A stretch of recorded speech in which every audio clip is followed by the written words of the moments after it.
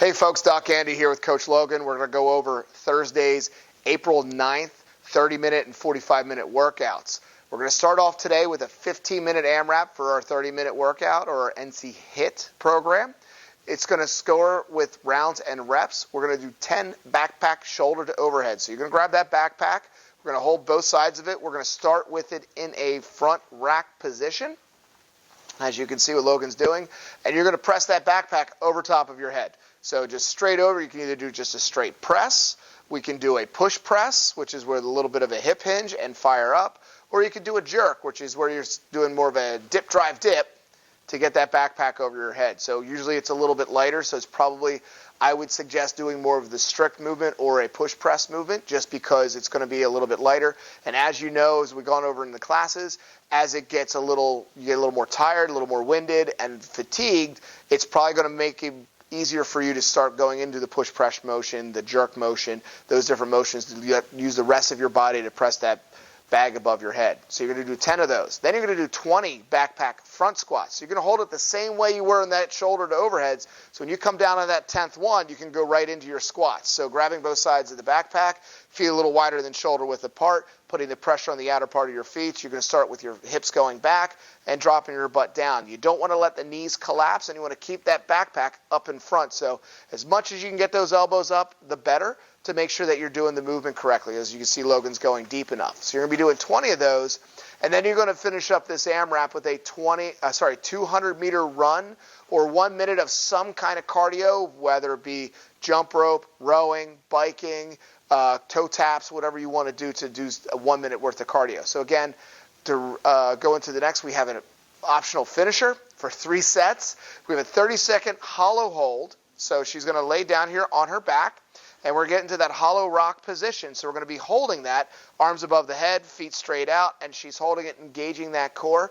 You're going to hold that for 30 seconds, and you're going to go right into flipping over and doing a max backpack plank hold. So what you're going to be able to do is go ahead and throw that backpack on real quick, and then you're going to be holding the backpack on top of your back, and you're putting yourself in that flat plank position, as you can see here.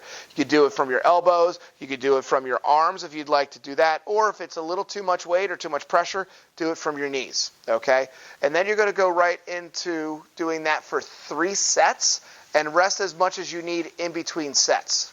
Okay, so to recap our HIT program for today, you have a 15-minute AMRAP scoring rounds and reps. We have 10 backpack shoulder to overheads, any way you want to do that. 20 backpack front squats, then followed by a 200-meter run, or 1 minute of cardio of your choice. And again, we're scoring rounds and reps on that. Then you have an optional finisher for 3 sets. That is 30 seconds of a hollow hold. Go right into throwing the backpack on and doing a max backpack plank hold for time, and then rest as you need between sets. So try to hold that as long as you can. If it's only 20 seconds, 30 seconds, 10 seconds, whatever you can to do that. We're trying to build up some core on that. Next, we're going to talk about our 45-minute workout, our NCX program that you're finding in the app. We have a strength component, which we're going to score with our weight here. We're going to do a 10-minute EMOM, just like we did yesterday, with 7 tempo dumbbell deadlifts. So you're going to grab both your dumbbells on this movement here. So you're going to have them on the outer side of your hands. Your legs, and your feet are about shoulder width apart, maybe a little tighter because of the dumbbells. You're going to do a tempo. You're going to go 3 seconds down, tapped on the ground, and then come up for 3 seconds and stand up straight. Okay?